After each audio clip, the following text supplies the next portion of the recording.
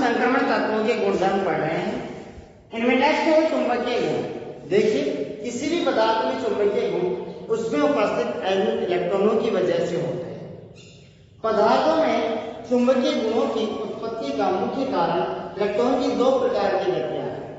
एक तो इलेक्ट्रॉन की कक्षीय गति, इलेक्ट्रॉन की कक्षीय गति, और दूसरी है इलेक्ट्रॉन की चक्रण गति। चक्रण गति इलेक्ट्रॉन की कक्षीय गति के कारण कक्षीय चुंबकीय आघूर्ण उत्पन्न होता है। कक्षीय चुंबकीय आघूर्ण। और इलेक्ट्रॉन की चक्रण गति के कारण चक्रण चुंबकीय आघूर्ण उत्पन्न होता है। चक्रण चुंबकीय आघूर्ण। कक्षीय चुंबकीय आघूर्ण को हम म्यू एन से डिनोट करते हैं और चक्रण चुंबकीय आघूर्ण को हम म्यू एस से डिनोट करते हैं। किसी भी पदार्थ का कुल चुंबकीय आघूर्ण म्यू कक्षीय चुंबकीय आघूर्ण और चक्रण चुंबकीय आघूर्ण के टोटल के बराबर होता है। Mu is equal to mu L plus mu S. जहां पर म्यू एल है कक्षीय चुंबकीय आघूर्ण और म्यू एस है चक्रण चुंबकीय आघूर्ण।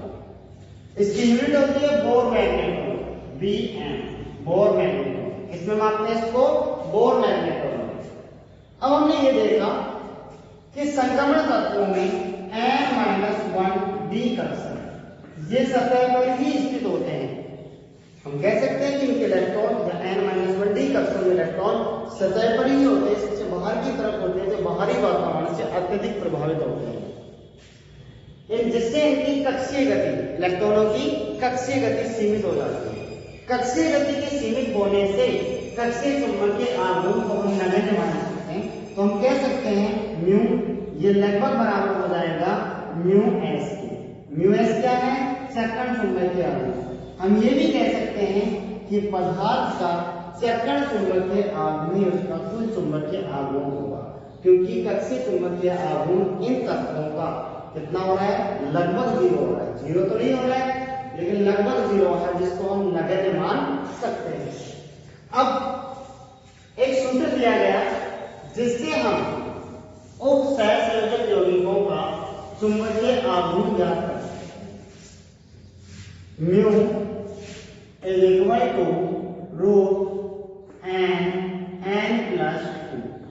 यहां पर n है एटॉमिक इलेक्ट्रॉनों की संख्या, बोर मैग्नेटोन। b n क्या है? n एटॉमिक इलेक्ट्रॉनों की संख्या, इलेक्ट्रॉन्स की संख्या। देखिए हमें ये कह दिया गया कि एटॉमिक इलेक्ट्रॉन 1 है, n इज इक्वल टू 1। तो चुंबकीय आघूर्ण याद कीजिए, म्यू इज इक्वल टू क्या होगा? 1 प्लस 2, इसका रूट हो जाएगा। Mu is equal to 1 into 3।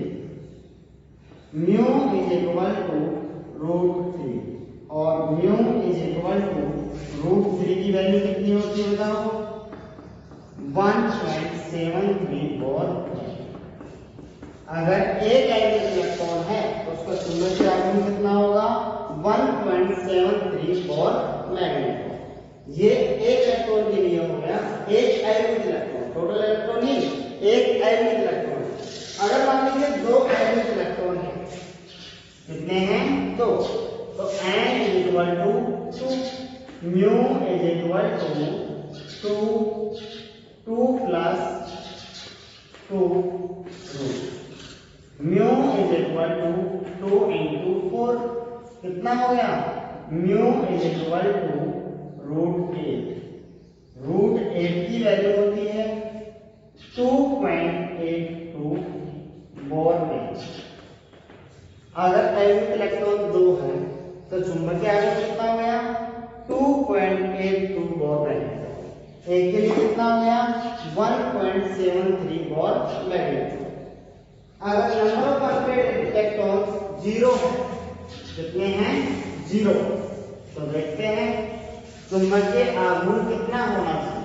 n की वैल्यू क्या रखेंगे 0, नंबर ऑफ अनपेयर्ड इलेक्ट्रॉन कितने हैं 0, n की value 0, mu is equal to 0 0 plus 2 इसका root mu is equal to 0 into 2 कितना आएगा 0, तो म्यू कितना आया 0 और में 0 ही होगा, 0.00 कुछ है नहीं, तो इसका मतलब चुंबकीय आघूर्ण कुछ भी नहीं है।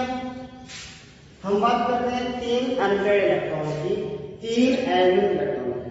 अगर एवरेज इलेक्ट्रॉनों की संख्या 3 है तो n is equal to 3, mu is equal to 3 plus 2 इसका रूट, तो हम कह सकते हैं mu is equal to 3 into 5, ठीक है। Mu is equal to root 15 की वैल्यू होती है mu is equal to 3.87 Bohr magnet, 3.87 Bohr magnet. अगर अनपेयर्ड इलेक्ट्रॉन 3 है तो म्यू कितना आया 3.87 बोर मैग्नेट। अगर अनपेयर्ड इलेक्ट्रॉन 4 है तो n is equal to 4, mu is equal to 4 plus 2 कितना mu is equal to 4 into 6 कितना आया mu is equal to root 24 की वैल्यू होगी mu is equal to 4.89 Bohr magnet, ठीक है।